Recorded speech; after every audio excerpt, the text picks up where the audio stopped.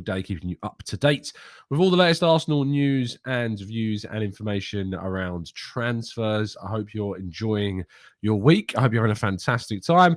And as always, if you could drop a like on the video, that would be very, very much appreciated. Apologies for the slight late start. Still not over this cough situation. And there's times where I just have to literally try and cough a lung up, it seems. But I'm hoping I'm now being able to get all that out of the way so we can just have a smooth show for the next 20 or so minutes. Thank you to everyone that joined us last night for a really interesting discussion about Eddie Nketiah. It was I think it was an enlightening show. It was a good show to get views and discussions going on. I think it was a bit revealing as well. And you'll understand what I mean if you go and watch that.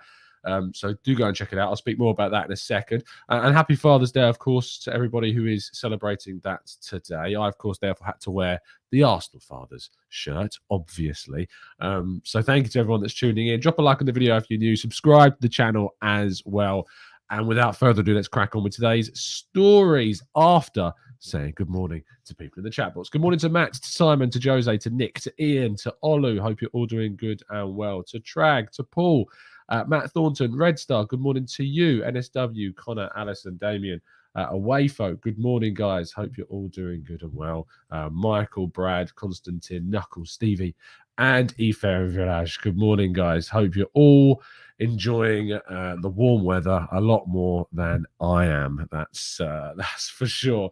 Let's crack on with today's stories, though, by telling you first that this evening, 6 o'clock, I think, around that time, we'll be doing a tactical breakdown on Marquinhos. Got ourselves some expert insight for that. Looking forward to giving you all the updates on who our brand new signing is. We haven't been able to cover him in lots of detail so far on the channel. So tonight we'll be doing that. Tomorrow, I'm hoping to have a Lisandro Martinez breakdown for you guys as well. But tonight, Marquinhos is getting a breakdown. So we'll be looking into some of his stats, some of his performances, and with the usual expert insight as well. So make sure you're subscribed to get that content. Now, as I mentioned, Eddie Nketiah signed a brand new contract at Arsenal yesterday. He was also given the number 14 shirt. It's unclear whether or not he demanded as kind of part of the process of signing a new deal, or whether or not it was kind of rewarded to him. It's not yet known as of yet, but we talked about it at length in yesterday's Let's Talk Arsenal phone-in show with a couple of guests, and also focusing on specifically the reaction and the abuse that has been targeted at Eddie, the club, the manager, name whoever you like. Just the ongoing abuse that is part of Arsenal fandom, unfortunately, at this stage. If you want to go and get more of my thoughts and feelings around that and see the hypocrisy and irony of the abusers, it's a really worthy watch if you haven't already done so. There's already nearly about 10,000 of you that have watched it, I know, but thank you for that. Now, Ainsley Maitland-Niles looks to be closing on a potential move to Nottingham Forest for next season. This would, with some kind of irony, allow Jed Spence, of course, to push through that deal to Tottenham. Nottingham Forest did want to sign Jed Spence for another year, but Spurs are very much keen on getting Jed Spence into the club before the start of next season. Maitland-Niles would effectively be his replacement. Can play, of course, in that right wing-back slot, can play in a right-back slot, left-back, left wing-back, central midfield. He's a very versatile player. If Arsenal get a very decent fee for Maitland-Niles, it would be a welcome kind of boost to Arsenal's finances this summer. So hopefully this is a deal that can get done fairly swiftly and Arsenal can get a few more coffers in the bank for next year. Now, Lisandro Martinez continues to be very strongly linked with, of course, a move to Arsenal. The Argentinian international and Ajax defender, plays centre-back, can play left-back, can even play in defensive midfield. We'll be covering, as I said, in a lot more detail and breakdown in tomorrow's tactical breakdown show. But he looks to be still very much on Arsenal's radar. It's not quietened down since Arsenal had that bid rejected. They're pushing to try and sort that deal. Sky reported that that first bid came towards the end of May. So it's been a few weeks since that bid was rejected. But Arsenal continue to see him as their priority, and they will return with another bid. Erik ten Hag, who of course was his former manager at Ajax and now moved to Manchester United, has asked to be updated on his situation. He might not want to lose out on signing him or seeing him go to a potential Premier League rival. So Arsenal could seemingly have some competition in trying to sign Martinez. But I've spoken to a fair few Ajax-based people now, and they think he's worth well around the €50 million figure So Arsenal may be getting a bit of a bargain if they end up getting him for the 40 million euro figure rather than the 50, it seems. But it would be quite the signing if Arsenal managed to pull it off. Let's see if indeed they can end up doing it. Now, Raphinha, who continues to be one of Arsenal's main and priority targets at the moment, Barcelona's interest in him seemingly hasn't yet cooled. It was reported that Joan Laporta still kind of reassured Raphinha that he remains one of their priority targets this summer. The issue is the 50 million plus price tag is a bit of a problem for the Blaugrana. Arsenal don't necessarily have a problem with that price tag. Arsenal are very, very interested in signing Raphinha. I think this is obviously a very positive look, even if Arsenal say don't end up getting him, that they do still want to sign that wide forward. That intention to go out and sign a player in that position obviously is encouraging. If we don't end up getting Raphinha, hopefully it means that we go and get someone else instead. But Raphinha certainly still remains Arsenal's clear wide forward target this summer. But as I've mentioned a number of times when we've talked about it, it is a story that is expected to kind of trundle onwards throughout the rest of the window. I wouldn't expect a quick resolution on that. Now, Gabriel Jesus, who is our headline story today, Arsenal are, as reports suggest, expected to try and tie up both a double deal for him and Lisandro Martinez within the space of the next couple of weeks. I think that's probably a bit optimistic on the Martinez side of things, but it's not necessarily on the Jesus. We've talked about this at length. We've said that the deal's been effectively agreed by this point. A good friend of mine, Hugh Izzy, sending out a very teasing tweet yesterday on Twitter with some very, very reliable sources, of course. But Jesus is a player that we are expecting to make the switch to Arsenal. Hopefully it's one that we can see announced very, very soon. He's now away on holiday with his family. It's said that that was kind of done knowing that his future had been resolved. I don't know if the medical has been done, any kind of pictures done, or it's been officially sorted, or whether that will wait until he returns from holiday. But it is expected that this deal is effectively agreed by this point between the two parties and with Arsenal and Manchester City. All but agreed with their side of things too. So we're very confident this is a deal that will get done. It's just our daily Jesus update for you guys because whilst he's not been signed, I know that you'll want updates on him. And the final mention at the moment is going to Mikel Arteta.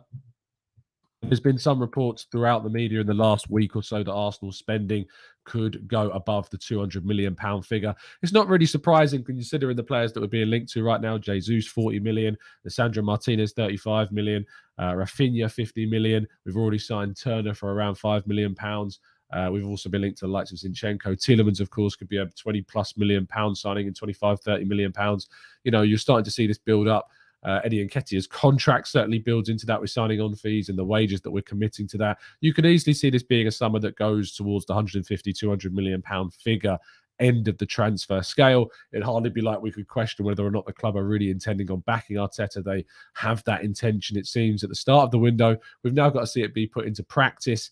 But there are reports that Arsenal are looking to spend that much. I don't think it's any kind of revelation that Arsenal are looking to spend this much. We've discussed on the channel for quite a length of time, talking specifically about how we've expected Arsenal to go around, or if not more than what they spent during 2021 as they continue to try and push through this process, improve and progress with what they've already achieved from last season. It was expected that they thought they would finish around fifth.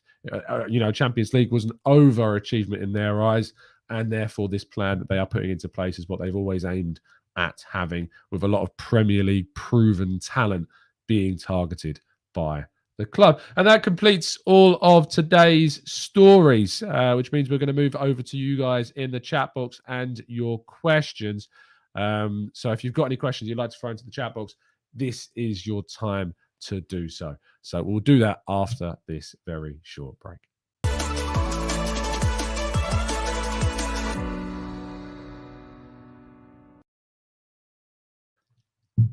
Okay, then let's jump into the chat and have an attempt at trying to go through some of your questions. I'm sure there's already plenty of them. Connor Lang says, people say Martinez is a centre-back / left-back, but he has the perfect profile to play in the Xhaka midfield position, which he has played before.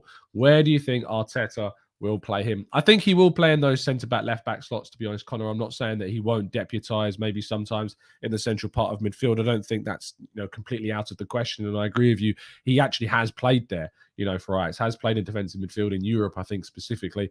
But I do see him as kind of that perfect foil to Tierney and the perfect kind of balance option that Tomiyasu provides on the right. Arteta likes these kind of disciplined, more defensive fullbacks that can offer a little bit going forwards. And trust me, Martinez does offer something going forwards. That's why he's got the amount of assists and goals that he does for the club. But I also think what is important to point out is that he can play that more disciplined style defensive role at both centre-back and left-back. And I think that's what Arteta is looking for, in addition to kind of his mentality, his aggression, his tenacity. He's a very, very energetic player. So all of those traits certainly stand out for him at the moment. Knuckles, there's no update on Osimhen at this stage. Sorry, that's why we didn't include it in today's list. There's no movement on that. John says, Tom, have you heard any updates on what you're inferring about Tielemans? You still of the idea that it's up in the air? It's still very much like this. I said this on the phone-in show yesterday with Oso, I think it was. Yeah, there's been no movement. I saw some claims that it's still close yesterday, but that's not the case. It's not in what I would describe as an advanced stage by any shape or means. That's the last I've heard. That was what I heard a couple of days ago. There's been no update at all on this end. It doesn't mean that nothing has happened. It just means that, where I've heard that from has heard nothing extra as well. I'm really hoping it's a deal that we do, Tielemans. I hope it's a deal that Arsenal get done. It's not to say that it won't happen. It's just to say that there's been some issues, and that's why we've not seen the deal progress. Who knows? Maybe we'll get some good news today come out of the ether. Fingers crossed that we do, because I want it to be a deal that gets done this summer. No Sleep says, if we get Martinez, surely that'll be the end of Zinchenko. Most probably. Luke says, hey, Tom, do you think that online backlash that has followed Eddie's contract announcement and shirt number will have an impact on his confidence next season? I hope not. And to be honest, I don't necessarily think it will, because he has faced criticism. He has faced idiots online commenting on his posts saying, don't renew your contract, don't sign your deal.